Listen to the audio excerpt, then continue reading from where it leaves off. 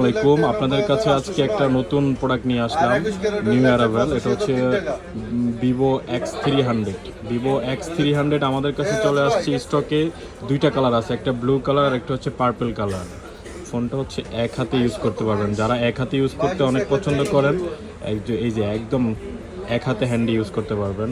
Display এবং হচ্ছে resolution খুবই সুন্দর। Type C 16 256 GB.